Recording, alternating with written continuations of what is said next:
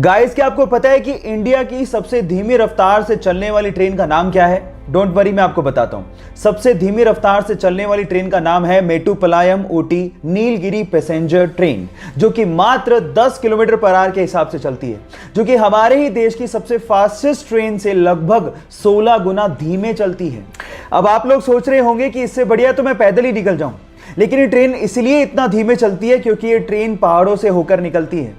लेकिन जब आप इसकी सवारी करेंगे और बाहर का नज़ारा देखेंगे तो आप इतने मंत्रमुग्ध हो जाएंगे कि आप लोग ये शुक्र मनाएंगे कि ये ट्रेन इतना धीमे चलती है।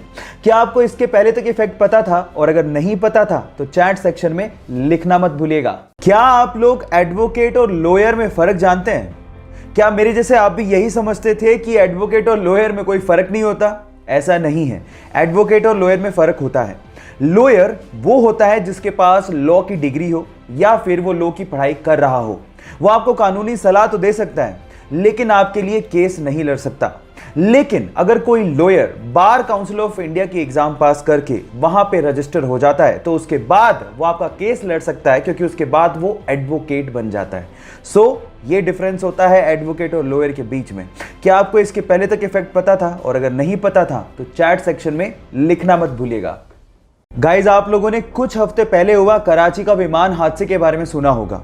उस विमान हादसे से ठीक पहले पायलट ने एक ऑडियो मैसेज दिया था कंट्रोल रूम में, और वो ऑडियो मैसेज वायरल हो गया था।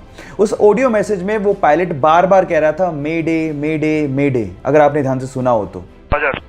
मेडे मेडे मेडे पाकिस्तान 830। पर सवाल यह है कि क्या मतलब होता है मेडे का? मैं आपको बताता हूं। मेडे एक क्रिटिकल मैसेज है जो कि तब दिया जाता है जब पायलट और विमान ये दोनों खतरे में हों।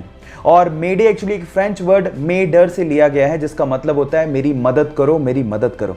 क्या इसके पहले तक इफेक्ट आपको पता था? और अगर नहीं पता था तो चैट सेक्शन में लिखना मत भूलिएगा।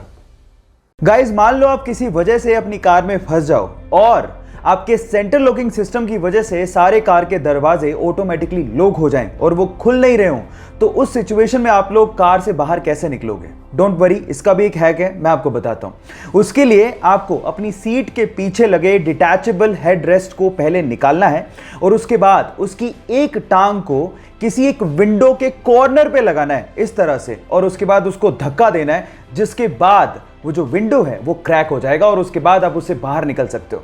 मजे की बात यह है कि सबसे आसान तरीके से सबसे इजीली टूटने वाला कांच आपके बैक साइड में लगा होता है, तो उसको तोड़ना और भी ज्यादा आसान होता है। क्या इसके पहले तक इफेक्ट आपको पता था? और अगर नहीं पता था तो चैट सेक्शन में लिखना मत भूलिएगा।